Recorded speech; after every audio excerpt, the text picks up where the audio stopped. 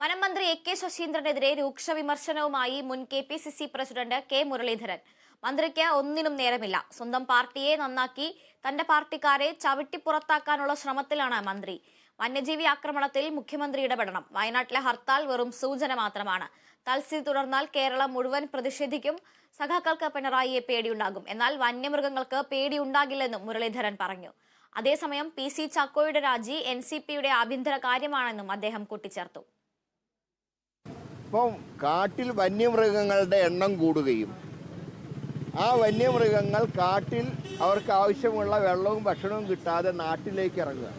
അങ്ങനെ നാട്ടിലേക്ക് ഇറങ്ങുമ്പോൾ വന്യമൃഗങ്ങളെ പ്രതിരോധിക്കാൻ സർക്കാർ പണം ചെലവാക്കുന്നില്ല.